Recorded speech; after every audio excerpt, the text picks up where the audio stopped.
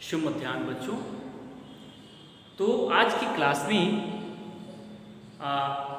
मैं आप लोगों को ये दीपदान शीर्षक कहानी का सारांश बताऊंगा, क्योंकि लाइव क्लास में बहुत कम ही बच्चे आ रहे हैं। तो जो बच्चे लाइव क्लास में नहीं आ रहे हैं, मैं उनके लिए ये वीडियो ज़्यादा करके बना रहा हूँ कि वे जो है सारांश के माध्यम से कम इस कहानी को समझ सकें। ठीक है।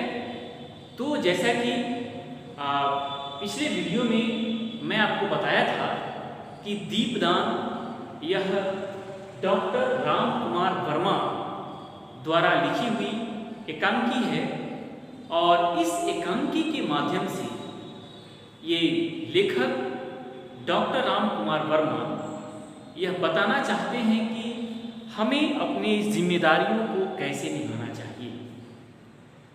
दरअसल दीपदान का तो शाब्दिक अर्थ होता है कि दीपों का दान करना। ठीक है, जो कि एक षष्ठी तत्पुरुष समास का उदाहरण भी है कि दीप यानी दीपक, दिया कि दीपक का दान करना। ठीक है। तो इसमें दरअसल होता क्या है, सबसे पहले थोड़ा सा पात्र परिचय के बारे में आपको बता दे रहा हूं कि कुंवर उदय सिंह जो कि चित्तौड़ के स्वर्गीय महाराणा संगा का सबसे छोटा पुत्र है, और एक तरह से कहें कि ये जो है कुंवर उदय सिंह इस एकांकी के नायक है। ठीक है। और उसके बाद में है कि पन्ना, जिसका उपनाम है धायमा। तो पन्ना जो है वह है इस कुंवर उदय सिंह की जिम्मेवारी का इन्हें जिम्मा मिला है, यानी वह महाराणा संगा के राज्य में रहने वाली वह एक प्रकार की एक उन्हीं परिचारिका, उनकी सलाहकार, और उनके मर जाने के बाद में जो कुंवर उदय सिंह जो कि राजकुमार हैं, उनकी सुरक्षा की सारी जिम्मेवारी वह पन्ना के हाथों में है, या पन्ना को ही कहा गया है धायमा। उसके बाद में है सोना। सोना जो कि एक युवती है और इस कहानी की नायिका है, एकांकी की नायिका है, और वह जो है उसकी उम्र जो है लगभग 16 वर्ष है, और वह कुंवर उदय सिंह के बचपन की दोस्त है। और उसके बाद में है चंदन, धायमा का पुत्र है। चंदन जो कि धायमा का पुत्र है और सामलिक अंतःपुर की परिचारिका है। परिचारिका का मतलब होता है कि वह एक प्रकार की आदेशपाल है ना, यानी हम लोग कह सकते हैं कि एक प्रकार की वैसे वह चपरासी का काम करने वाली थी।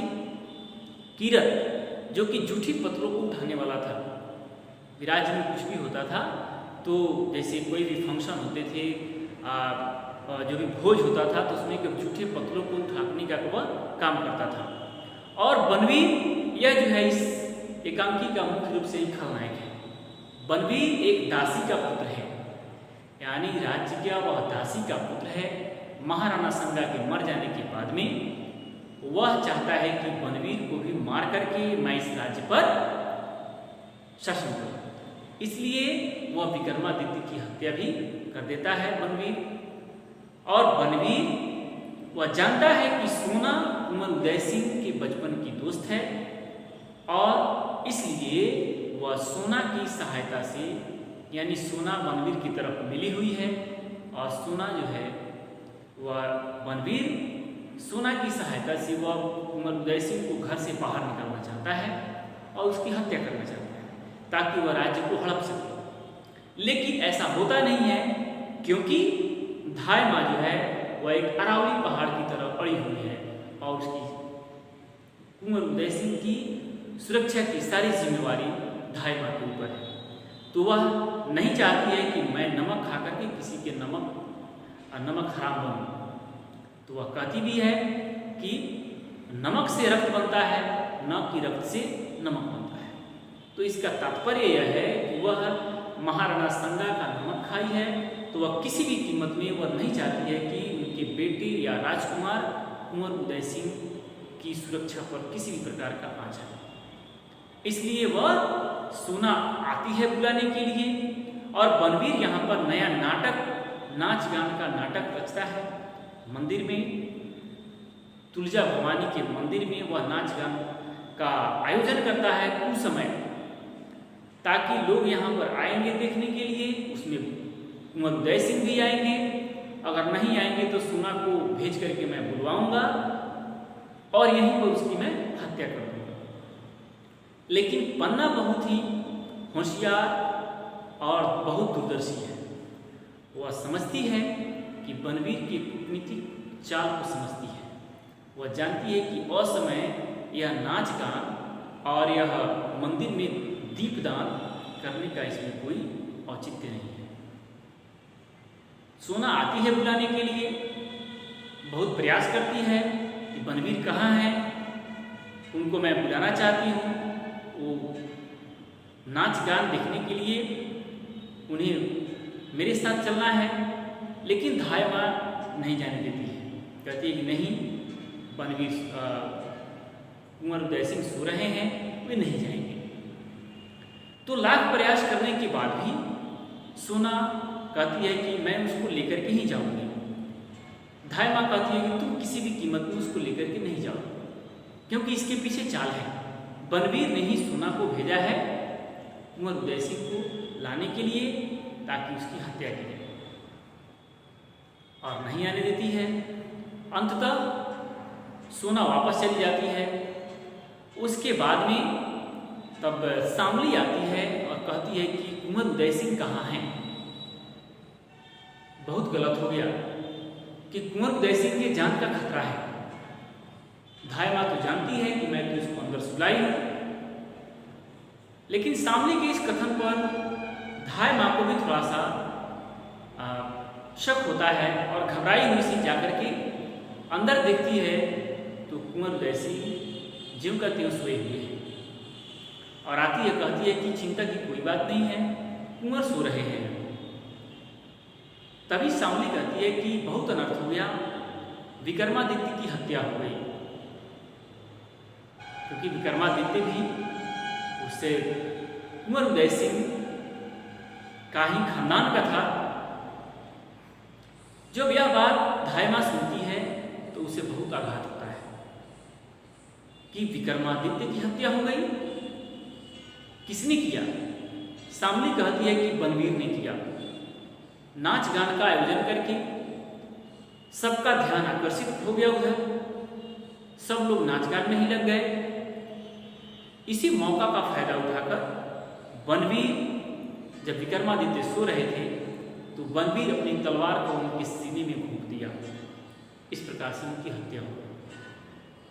पन्ना बहुत दुख होता है, चिल्लाती है, और इसके चलते यह घटना को सुनकर के पन्ना कहती है कि हाँ, मुझे शक हुआ था कि यह उस समय नाच गान का आयोजन कहीं ना कहीं इसमें द्वंद्व की बात है। अब जो है वह तो शामली कहती है कि कुंवर उदय सिंह की भी जान का खतरा है। हो न हो बनवीर कुंवर उदय सिंह के को मारने के लिए आता ही होगा। जल्द से जल्द इनकी सुरक्षा के बारे में सोचनी चाहिए, या नहीं तो हमें उसे लोहा लेना चाहिए। पहले तो धाय माँ कहती है कि हाँ, हम जीते जी हम कुंवर उदय सिंह को कुछ नहीं होने देंगे, भले ही बनवीर का सामना करेंगे। शामली कहती है कि वह बहुत बलशाली है, उसके पास सेना है, हम लोग निहत्थे हैं और औरत हैं, हम लोग कैसे सामना कर सकते हैं, कोई दूसरा उपाय करना होगा। तभी किरत आता है और किरत भी वह बनवीर का के विरोध में है और कुंवर उदय सिंह का सपोर्ट करता है, पन्ना का सपोर्ट करता है। कहता है कि चाहे जो भी हो, हम लोग कुंवर उदय सिंह को की जान पर खतरा नहीं होने देंगे।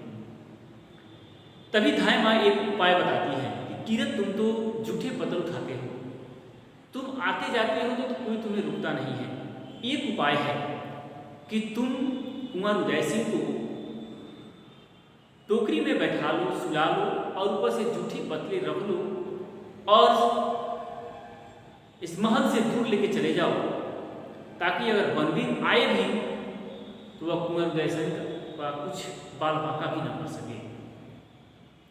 यह उक्ति किरत को जच जाती है, शामली को भी अच्छी लगती है। और किरत कहता है कि वाह क्या उपाय है, मुझ पर कोई शक नहीं करेगा, क्योंकि ऊपर से मैं जूठी पत्रों को रख लूंगा और नीचे कुंवर को, और लेके मैं राज्य से बाहर चला जाऊंगा, बनवीर कुछ नहीं कर सकता है। तो यहाँ तक मैं लाइव क्लास में पढ़ाया हूँ, और इसके बाद में मैं आपको बताऊंगा कि इसके बाद में क्या होता है, कि क्या कुंवर उदय सिंह बच जाता है, और बच जाता है तो उसके बदले में कौन मारा जाता है, और इस कहानी का शीर्षक दीपदान क्यों पड़ा, तो इसके हम लोग अगले वीडियो में पढ़ेंगे। इसका वाचन आप जरूर कीजिएगा। Thank you, God bless you.